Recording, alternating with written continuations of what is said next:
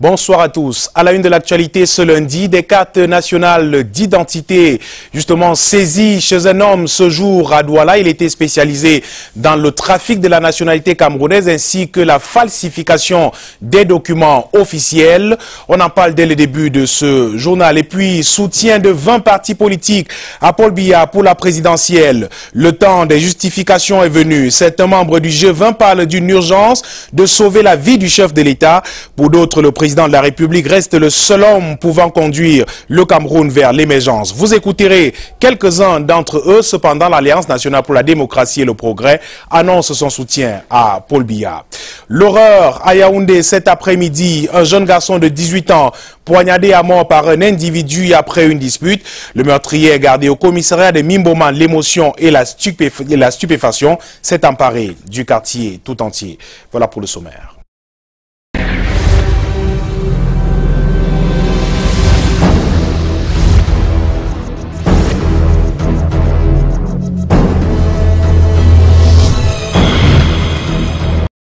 Bienvenue au 19h50, des cartes nationales d'identité, cartes de séjour, cartes scolaires, professionnelles et même des cartes grises de véhicules saisies chez un trafiquant à Douala. Tout un poste d'identification donc retrouvé dans un local par les éléments du commissariat du 3e arrondissement.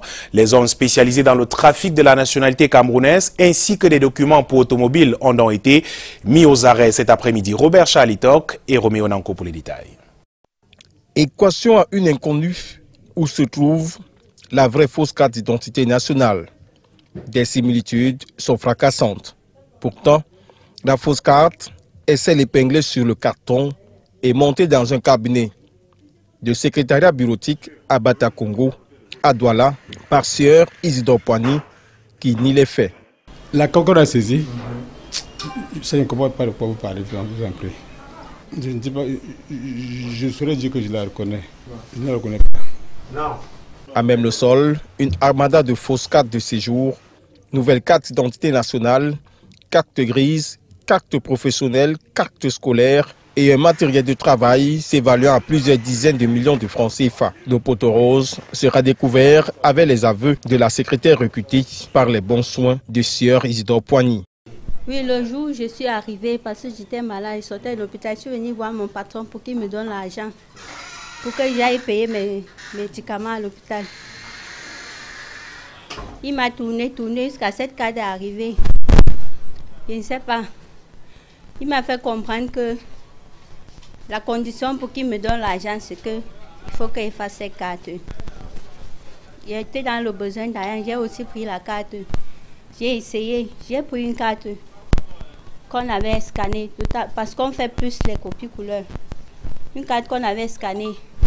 J'ai essayé aussi, avec la photo qu'on m'a donnée, j'ai essayé de la monter comme ça. À la fin, même, finalement, j'ai fini la carte, il ne m'a pas donné l'argent. Le monsieur, c'est mon patron. En attendant d'être présentés devant les juridictions compétentes, les présumés fraudeurs méditent leur sort dans les cellules du commissariat du 3e arrondissement à Douala. Déroulons actuellement l'actualité liée à la présidentielle du 7 octobre prochain.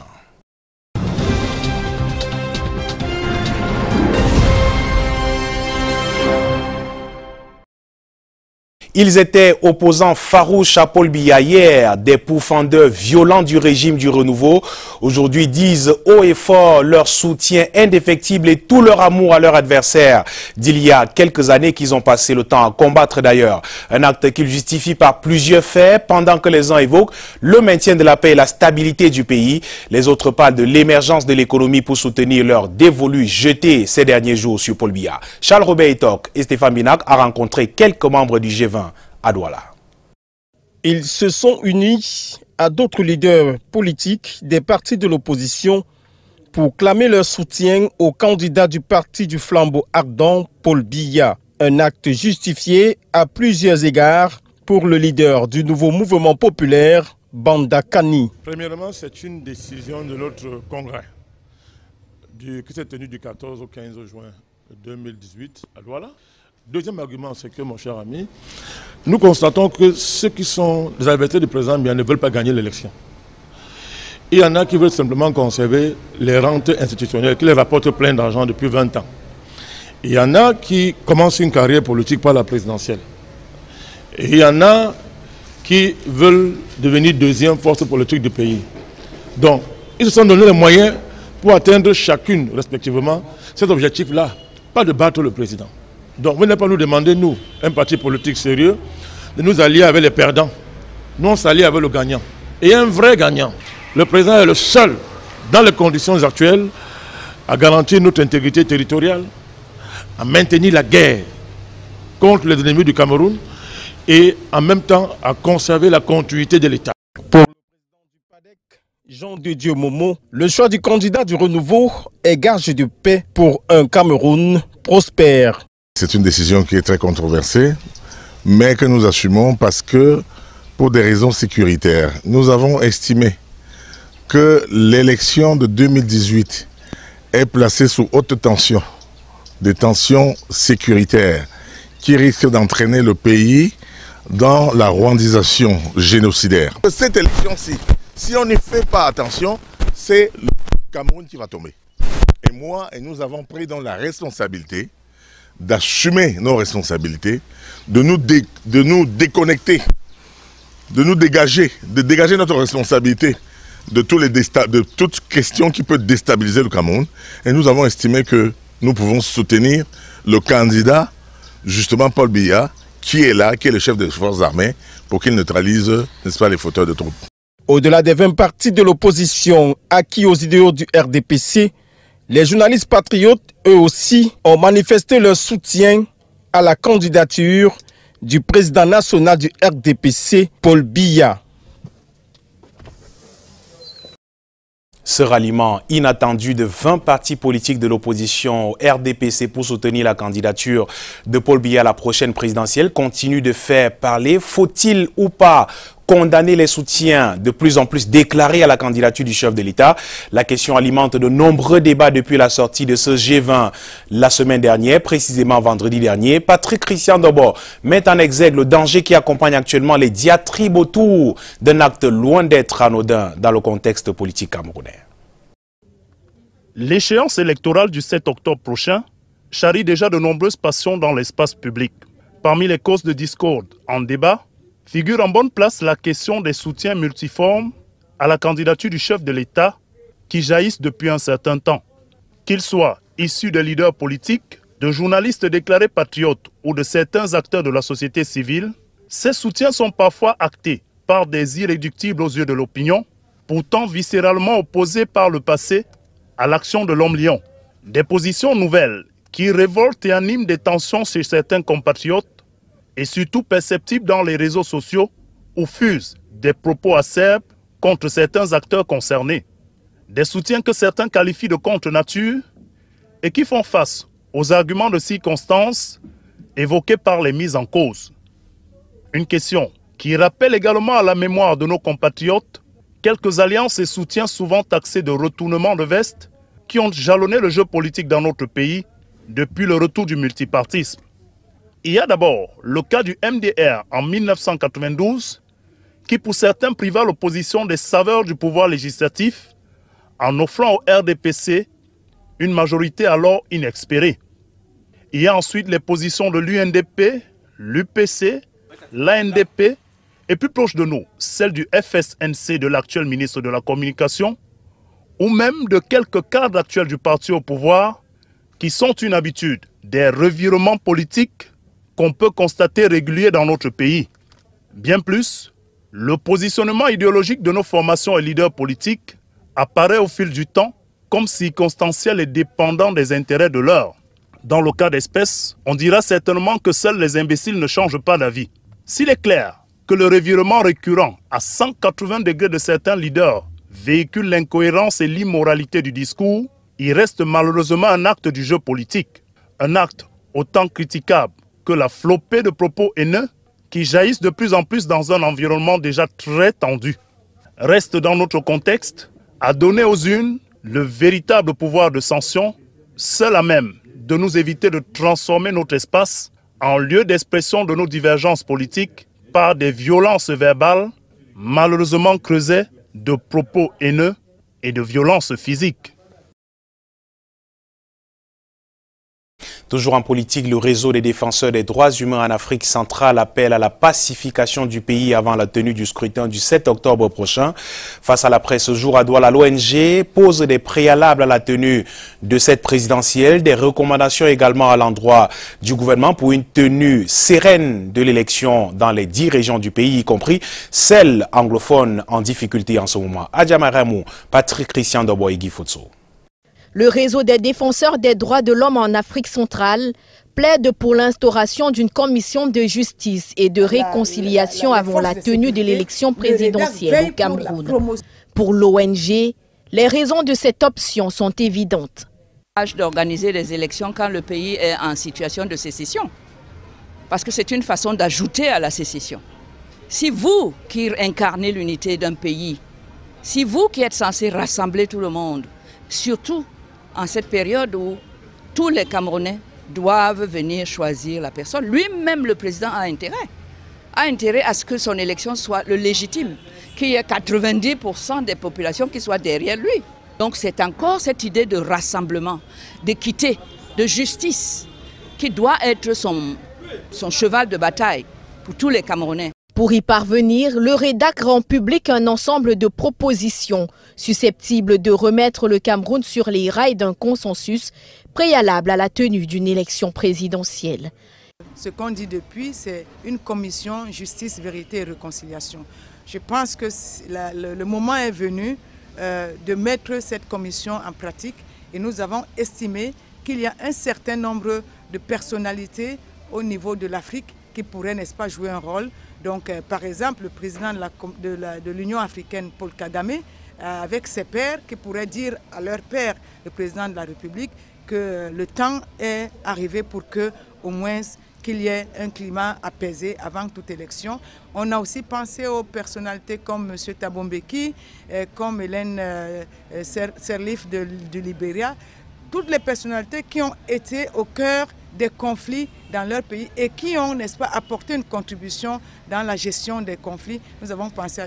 Face aux hommes de médias ce matin à Douala, le REDAC présente la justice, la réconciliation et le pardon comme condition sine qua non d'une sortie de crise au Cameroun.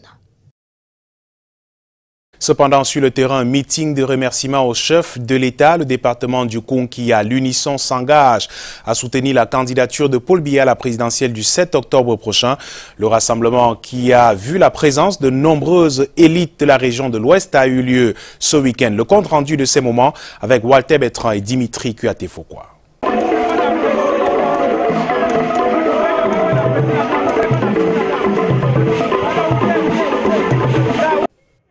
Rassemblés sur la place mythique de la chefferie supérieure Panchoun, fils, filles, forces vives, militantes et sympathisants du Konki, en communion avec leurs concitoyens, démontrent d'une seule voix leur sentiment de gratitude à son Excellence Paul Biya, président de la République, président national du RDPC, pour sa sollicitude à leur égard manifestée par le renouvellement de sa confiance à Sa Majesté, Dr Jomo Kamga Honoré, chef supérieur Panchoun, sénateur. Pour ce vibrant hommage, le samedi 21 juillet, une fête, un méga meeting de remerciement et de soutien de la candidature, véritable début de campagne.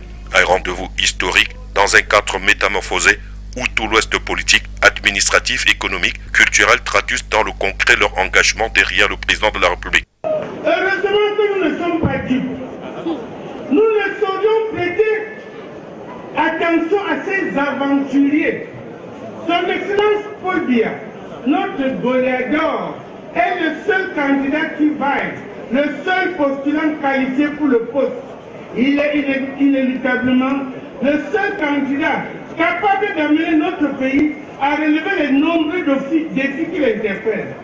Main dans la main, autour de Dr Madeleine Tchenté, présidente du comité d'organisation, avec le soutien du président d'honneur, le patriarche Victor Futso, des sections RDPC Konki Nord, Konki Sud et Konki Est, plusieurs orateurs se succèdent au podium avec la même détermination. Une profonde gratitude à l'unisson en présence du président du Sénat, qu'accompagne son épouse, vice-présidente du CERA, du vice-premier ministre secrétaire général du comité central du RDPC, d'une kyrielle de membres du gouvernement. Outre le meeting, le volet culturel fédère les cœurs, le Kongen de Bayangam éveille les esprits, Le Mahjong Lali de Batoufam consolidait les acquis. Le don de Banjoun suscitait l'adhésion. Surtout, la danse Massou exécutée par les femmes sous la conduite d'Eren Banjoun Lokonki n'attend plus que le 7 octobre.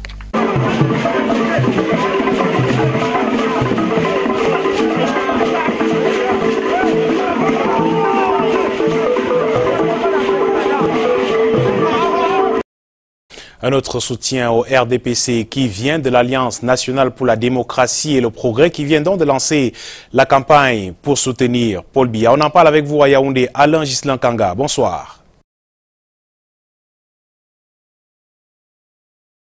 Bonsoir Michael et bonsoir à tous. Effectivement, l'Alliance nationale pour la démocratie et le progrès prépare une campagne de Paul Biya pour la présidentielle d'octobre prochain. Cette campagne se fera aux côtés du parti au pouvoir, le RDPC, sur l'ensemble du territoire national. C'est tout le sens du point de presse de ce 23 juillet à Yaoundé. Les détails avec Delphine Fonkoutene et Serge Alain Ziebou. Le bureau exécutif de l'ANDP exhorte à cet effet les militants à participer activement à la campagne électorale de notre candidat désigné, à savoir son Excellence, M. Paul Biya. La quintessence du communiqué signé ce 22 juillet à Yaoundé, à l'issue de la rencontre des militants de l'Alliance nationale pour le développement et le progrès. L'ANDP se prépare à battre campagne pour le candidat du RDPC à la présidentielle 2018. Nous allons faire la campagne pour M. Biya, pas pour le RDPC, beaucoup plus pour M. Biya. Et comme M. Biya est président du RDPC, nous disons que nous allons faire la campagne. Nous irons avec le RDPC et sans le RDPC soutenir sa candidature. Amadou Moustapha et ses camarades entendent mieux ficeler le plan d'action avant de se déployer sur le terrain. Nous allons avoir une autre petite réunion restreinte pour organiser d'une façon matérielle comment va se passer la campagne électorale sur l'ensemble du pays. Une circulaire sera donc faite et distribuée à tous les militants en temps opportun. L'ANDP n'est pas encore prêt pour l'alternance au Cameroun. Selon les militants de ce parti, Paul Biya mérite un autre septennat. Télé situé entre le Nyon et Kilé, la Mefou et à Konan, des membres du bureau national du MRC ont installé une nouvelle unité. L'événement a eu lieu hier dans cette localité dont les ressortissants se plaignent d'enlèvement. Rodrigue Tonguet, Bertrand Tiassi, reportage. À Otélé dans la Mefou à Konan, région du centre, une unité du mouvement pour la renaissance du Cameroun est installée ce 22 juillet 2018 par les hauts dirigeants du directoire du MRC. La nouvelle secrétaire de l'unité est une transfuge du RDPC, parti le plus ancré dans le coin. Et croit-elle trouver meilleur épanouissement à côté? C'est parce que depuis, c'est pas Paul Biya lui-même, mais les gens qui l'entourent, ce sont eux le problème. Mais comme on en a déjà marre, c'est pour cela que moi personnellement, j'ai démissionné de ce parti pour le MRC. D'autres ressortissants de cette localité de l'arrondissement de Ngoumou estiment pouvoir trouver des solutions aux questions quotidiennes à travers le MRC. La gare voyageur de Télé, elle a été enlevée, c'est hier l'arrêt. Chaque jour, nous dormons dans le noir. Pratiquement 1 à 2 mois, nous sommes dans le noir, on n'a pas les routes. Pour le parti de Maurice Kamto, les différences politiques peuvent s'exprimer partout au Cameroun au nom de la démocratie. Nous sommes venus installer ici à Otélé pour montrer aux Camerounais que le MRC va dans tous les recoins de ce pays. Ce qui peut justifier les vagues d'enthousiasme constatées au cours de cette cérémonie.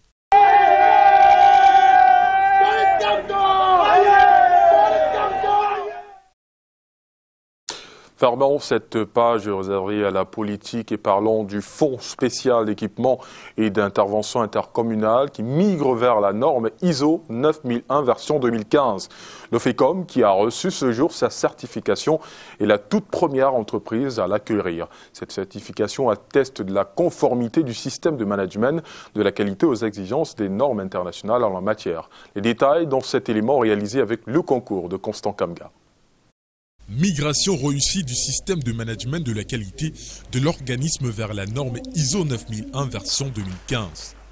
Une évolution à laquelle le FECOM s'est adapté très rapidement pour devenir l'une des premières entreprises certifiées ISO 9001 version 2015 chez l'OLCAS au Cameroun et aussi au Cameroun. Le Fonds spécial d'équipement et d'intervention intercommunale a reçu son certificat ce 23 juillet à Yaoundé du Bureau Veritas. Cette version 2015 prend en compte l'aspect risque dans toutes ses activités. Cette version, en plus des exigences qu'elle avait, en a introduit d'autres, exigences de leadership en ce qui concerne les pilotes de processus et exigences également de la compréhension du contexte. Cette migration sera ressentie également au niveau des collectivités territoriales décentralisées. La norme ISO 9001 version 2015 vient donc créer une relation de proximité entre le FECOM et les communes. Cela, au niveau du FECOM, entraîne plus d'exigences, de la tenue en compte de tout ce qui est leur préoccupation et également oblige le FECOM à être plus proche des collectivités territoriales décentralisées et à prendre en compte toutes leurs exigences. Je pense que le FECOM permet aux collectivités territoriales de participer à son fonctionnement dans une démarche qualité-performance. Cette certification est délivrée au FECOM pour le management de la qualité de ses activités d'études, ses conseils aux élus, sa mobilisation des ressources et le suivi des projets de développement local. C'est la représentation des deux parties, la représentation du FECOM en l'espèce de son directeur général et du groupe Veritas, l'insigne honneur de remettre effectivement ce certificat ce jour. Après tant d'efforts, parce que ça représente beaucoup de travail, de toute l'équipe et aussi de la direction, du support de la direction. Philippe Camillacqua et Dwayne Philippe du bureau Veritas, après la cérémonie, ont profité pour visiter le nouveau bâtiment siège du FECOM. Nouvelle annonce en titre, drame ce jour au quartier Anguissa à Yaoundé. Un jeune homme de 18 ans a été arraché à la vie pour s'être interposé dans une bagarre dans laquelle son frère cadet était impliqué. Harry Kamdem a été poignardé par la suite par l'adversaire de son petit frère. Le récit de Laetitia de Bilang et Hubert Nutier.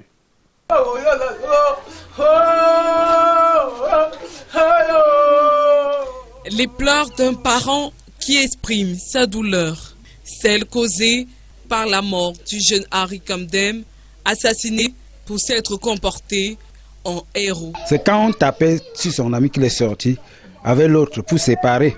Le gars qui tapait son ami est parti chez lui prendre le tournevis, un long tournevis bien épais. Il est venu par derrière. Il a dit, tu as fait partie ton ami, non?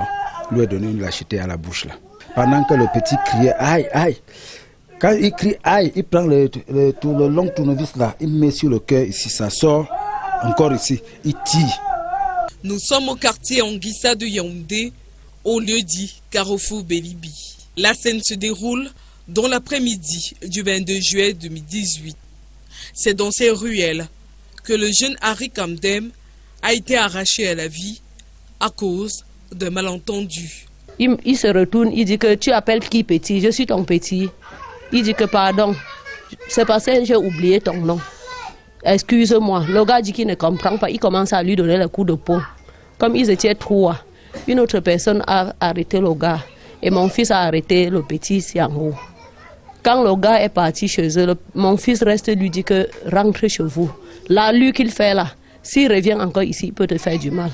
Et c'est comme ça qu'il a compris, il est descendu. Par derrière, on a poignardé mon fils comme vous voyez là. Élève en classe de seconde au lycée de Mimbomen et stagiaire depuis quelques semaines à la Fondation Cœur d'Afrique, le jeune Harry Kamdem ne recevra pas son parchemin de fin de formation et il n'ira non plus à l'école en septembre prochain.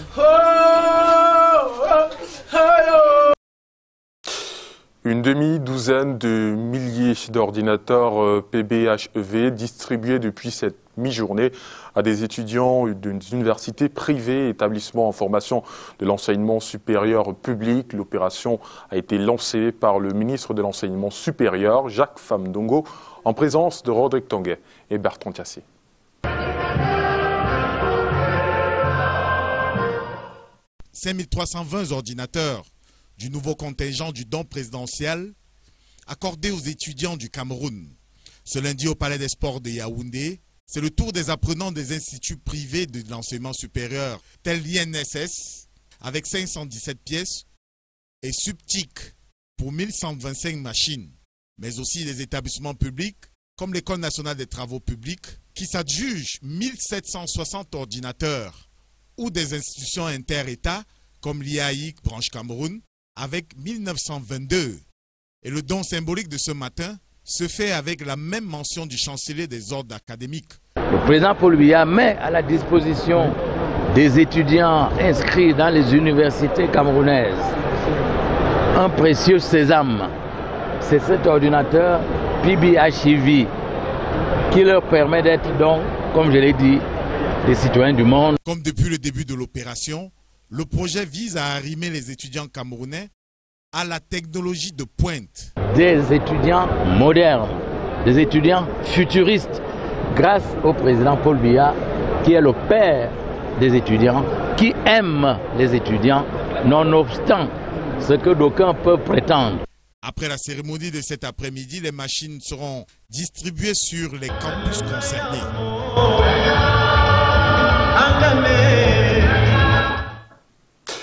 En santé, la coopération entre le Cameroun, la République populaire de Chine et Israël se porte plutôt bien. Le ministre André Bamafouda a reçu cet après-midi les ambassadeurs de ces deux pays au menu des échanges et les actions à venir pour l'amélioration de la prise en charge des Camerounais. Je propose d'écouter tour à tour ses excellences Wang Yuwo de Chine et Reng Jidor d'Israël au micro de Karel Mzatachoya et Lung Banda. Bientôt, nous allons renouveler notre mission médicale chinoise et nous allons aussi renouveler aussi une équipe de technique pour maintenir le bon fonctionnement des équipements accordés par la Chine et qui maintenant qui est en service dans certains hôpitaux camerounais. To discuss two important areas of cooperation. Deux aspects étaient dans l'ordre du jour. Premièrement, c'était une possible collaboration entre le gouvernement israélien et le gouvernement camerounais dans le traitement des maladies tropicales négligées. Le deuxième aspect, c'était le problème de choléra qui malheureusement affecte certaines parties du Cameroun. 10 unités de purification d'eau seront offertes au ministère de la Santé au cours des 2 semaines qui vont suivre. Ce sera donc un premier pas qui n'est qu'un aspect de solution au choléra parmi tant d'autres que mène déjà le ministère. Have been suffering from polluted water and cholera. Un peu de divertissement à présent avec le Children's Sunday Brunch qui a ouvert ses portes hier dimanche à l'hôtel Monfébé de Yaoundé. Plusieurs enfants et bien sûr des adultes se sont offerts une bonne partie de piscine, question de mettre à profit leurs vacances. Et parmi les invités, nos reporters Brand Kamga et Samuel Bonis. Au sommet du mont Fébé, un soleil radieux pour un dimanche 5 étoiles. C'est parti pour le Children's Sunday Brunch, édition 2018. Les enfants s'amusent. J'ai nagé, j'ai joué et j'ai mangé. J'ai nagé, j'ai joué. Vacances en couleur, offertes par la direction générale de l'hôtel Monfébé à Yaoundé. Des innovations avec des ateliers récréatifs en nage, danse, peinture, dessin et de la bonne bouffe au plaisir des enfants, mais aussi des adultes. Il était bon de les amener dans ce cadre agréable que constitue le Mont Fébé. C'est bien, ça permet aux enfants d'apprendre, de se lâcher pendant les vacances. Je trouve le cadre très bien. Des années que le Children's Sunday Brunch offre ce cadre merveilleux aux vacanciers, certains y viennent par satisfaction et d'autres pour des raisons diverses. J'ai eu 1 an de plus hier, donc c'était pour moi d'offrir un cadeau quoi. Je m'apprête d'assister à cette cérémonie, mais je viens régulièrement pour la natation. À côté des ateliers, des séances d'animation sont offertes aux tout petits et à l'issue de cette première journée, la satisfaction est générale. Nous avons vraiment fait carton plein parce que nous voyons qu'il y a plein d'enfants à la piscine. Le temps nous a fait cadeau aussi de ce soleil. Donc nous espérons vraiment que le dimanche prochain, 29 juillet, que tous les parents viendront avec leurs enfants comme les années précédentes. Le 29 juillet, c'est dans moins d'une semaine. Et plusieurs ayant succombé au charme de ce dimanche vont remettre ça. Bien sûr, je compte revenir très prochainement. Oui, je compte revenir. Un dimanche de brunch au sommet du Mont Fébé, conditions de participation favorables à tous. Pour les enfants de moins de 12 ans, c'est 9 500 et pour les plus de 12 ans et les adultes, c'est 12 000 francs. Donc ça donne accès à la piscine, au buffet, au candy bar et à toutes les attractions qui sont disposées autour de la piscine. Rendez-vous le dimanche 29 juillet pour la deuxième journée du Children's Sunday Brunch 2018. Les portes de l'hôtel Mont Fébé de Yaoundé seront ouvertes dès 12 heures précises. Du sport également dans ce journal avec la MTN Elite One et c'est avec vous Michael. Bonsoir. Bonsoir. Alain, MTN Elite One, justement, à 3 journées de la fin du championnat, la Confédération africaine de football a décidé de réattribuer au Cameroun ses 4 places en coupes africaines. Dans un communiqué, l'instance fêtière du football africain a sorti son indice interclub. Le Cameroun retrouve le top 12. Une bonne nouvelle qui a dès à présent un impact sur la suite du championnat. Cependant, hier, vous vous souvenez, on a disputé la 32e journée. L'incidence et les implications de cette nouvelle avec Marc Chouamau et Luciano Ndiakou. La Confédération africaine de football vient sans le savoir de redonner une saveur particulière à cette fin de saison au Cameroun. Depuis la validation du titre de champion par le Coton Sport de Garoua il y a 2 journées, ses poursuivants avaient presque tous abdiqué. Avec la rétrocession par la CAF des 4 places en Coupe africaine au Cameroun, les 2 prochaines journées s'annoncent donc palpitantes et certains clubs commencent à regretter d'avoir lâché des points en cours de route. La lutte pour la 3e place, synonyme de Coupe de la CAF, est convoitée par 5 clubs avec en pole position Bamboutos de Bouddha qui a le mérite d'avoir cru en enchaînant les bons résultats lors de ces dernières journées. Les Mangwa Boys ne sont plus qu'à 2 points seulement de disputer une coupe africaine après plusieurs années. Justement ce dimanche, Anissem Bargafou et ses hommes sont venus à bout d'un concurrent direct, Fovu Club de Baham, 2-1. UMS de Loum s'impose à Bamenda 1-0 et conforte sa 2e place. Pluie de buts à Limbé entre New Star et Dragon, 9 pour être précis. Junior Ostambay en a profité pour inscrire un doublé, ses 19e et 20e buts de la saison.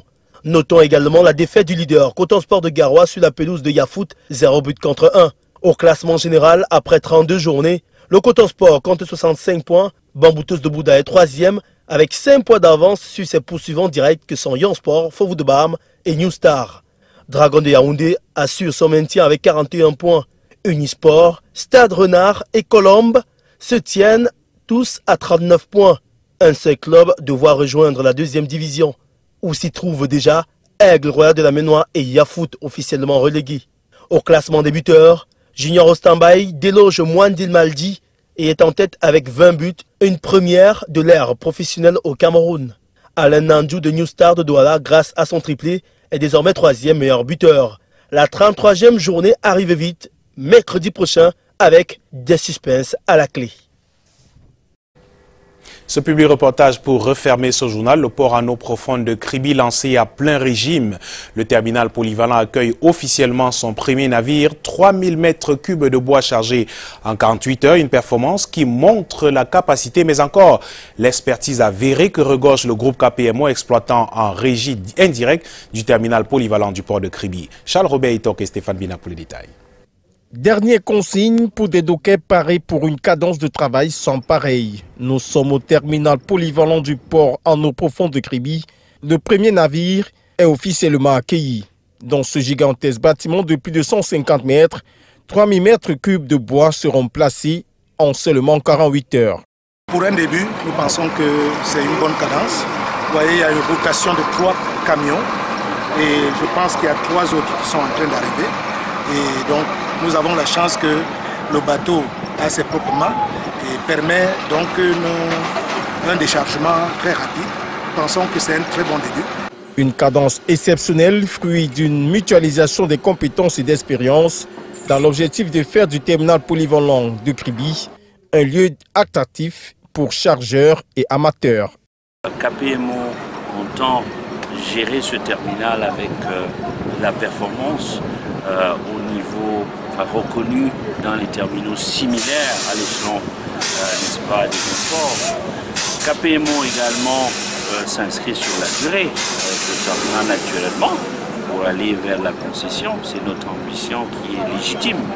1500 mètres cubes est la moyenne journalière de chargement pour un début, un tonnage qui pourrait doubler, voire tripler, avec l'apport des grues du quai et autres grues du port de Kribi.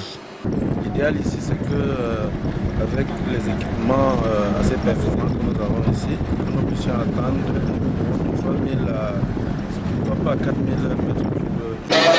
Toutefois, dans cette lancée qui vise à montrer le savoir-faire des partenaires locaux à travers l'exploitation en régie indirecte du terminal polyvalent du port de Kribi, un souci se pose. On a un petit souci. Nous l'avons soulevé depuis quand on prévoit le budget de transport, l'espace. On devait dû démarrer avec 2 navires, mais aujourd'hui, on ne peut que démarrer avec un seul. Il y a un autre, après celui-ci, un autre qui va entrer. Donc nous souhaitons que vraiment, on tienne compte de notre audience, qu'on soit plus compétitif. L'allongement du quai permettrait à ces Camerounais pétris d'expérience d'accroître leur performance tout en apportant un pouce à la croissance économique du pays. Voilà qui fait l'actualité ce soir au Cameroun. À suivre sur ces antennes à partir de 21h30. L'émission Dans le Saré, une présentation de Clarence Yongo. Et puis à 22h30, la rediffusion de votre magazine dominical Canal Presse. Je vous donne rendez-vous demain lorsqu'il sera 19h50. Bonsoir.